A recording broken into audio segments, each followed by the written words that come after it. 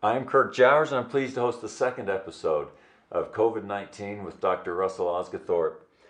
He's the Chief Medical Officer of doTERRA and a board-certified pediatric infectious diseases specialist.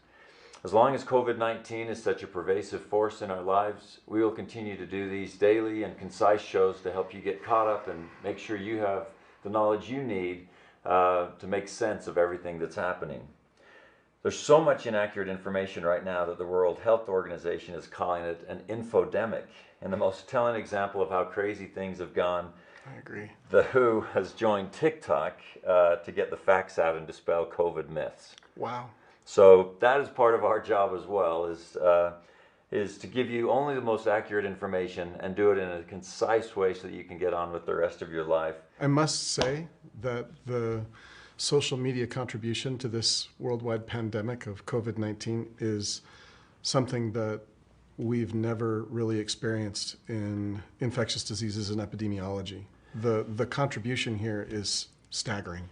Well, and you were talking about even as recently as 2009, when you were, of course, still an infectious disease specialist dealing with it.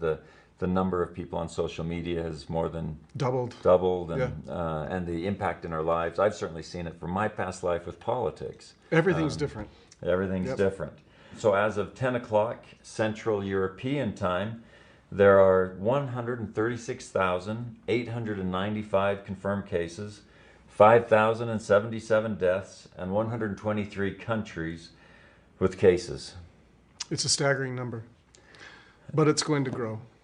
It's going to go north. Testing is going to be ramping up in countries with very large populations, and we would expect to see those numbers grow over the next week. A lot happens every day, and so one thing we promise to do on each episode is to get you caught up.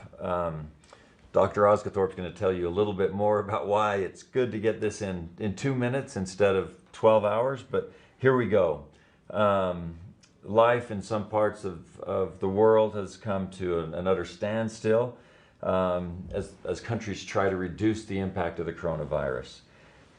Italy, for example, is limiting travel between districts in Italy. It's quite remarkable what's happened in some places around the world to try and limit the spread of the virus and make social distancing even more powerful of a strategy. Hospitals in northern Italy are overwhelmed, which will go to some of the reasons that they're trying to do all the things we're going to talk about. Closing all the Disney properties, Tokyo, Paris, US, wherever, Broadway theaters, huge attractions and museums, the Louvre, Eiffel Tower in Paris, all closed.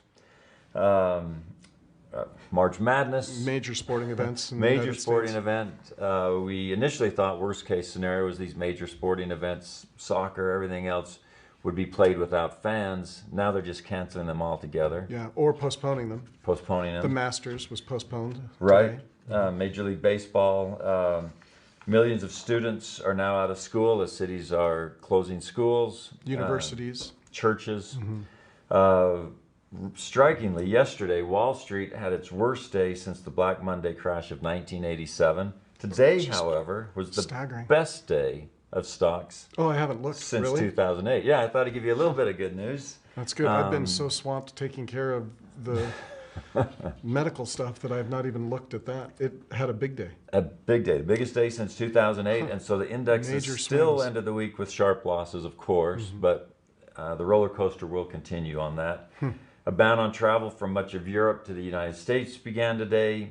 And as the virus continues to spread, we're seeing a slow trickle of very public figures announcing their diagnoses or close contact with the disease. For example, the President of Brazil, the Canadian Prime Minister, Justin Trudeau's wife, huge sports stars, on and on. We're starting to see this, which some people are asking questions about that with testing, but we'll get to that later. Yeah, we'll talk about it.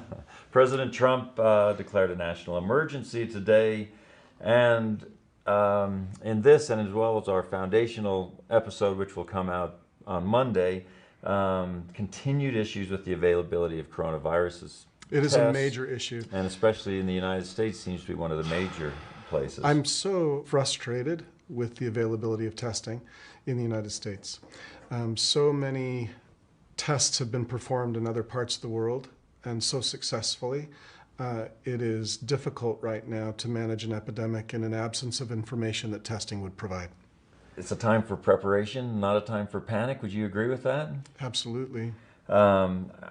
These things that I just read and that you're going to talk about, all of these things come back to social distancing. Right, and potentially the difference between a tragic pandemic and merely a difficult one. Yeah, so I don't want to take too much time because this has been talked out about ad nauseum, right?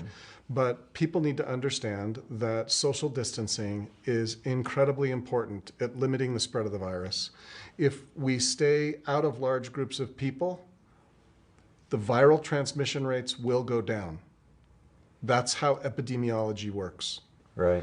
So if we can limit the spread of the virus by avoiding large sporting events or church or large gatherings of people at any place, then we are going to limit the spread of the virus and slow the transmission of the disease. There's a lot of debate going on right now about how the virus is transmitted. We used to think only days ago that the primary mode of transmission was through droplets that are spread through coughing individuals. Evolving evidence is suggesting that people can spread the virus more efficiently than that.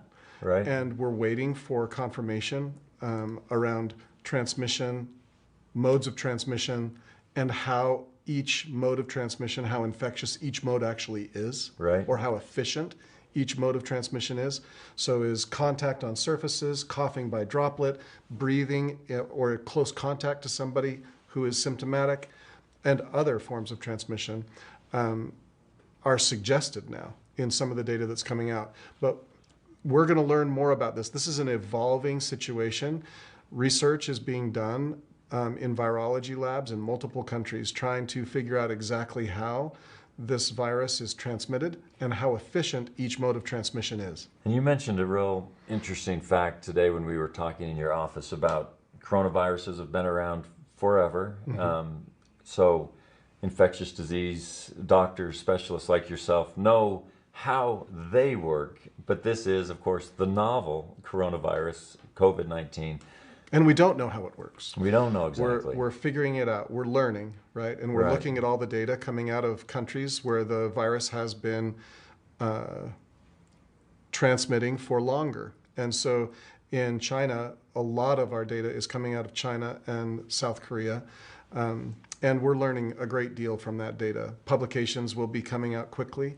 The worldwide scientific community is doing a great job of getting that data out as quickly as possible, and it's being digested, and recommendations will change as we see those scientific discoveries impact our recommendations. We'll change our recommendations as we learn. Today we will release our first foundational episode, which will talk about the basics of the coronavirus disease, what it is, symptoms, all of those things. So, any final advice until Monday?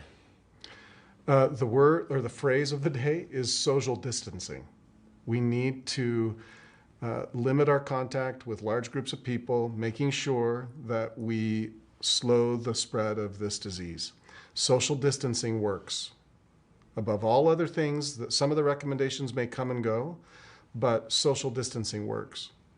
Thank you so much, and thank you for watching.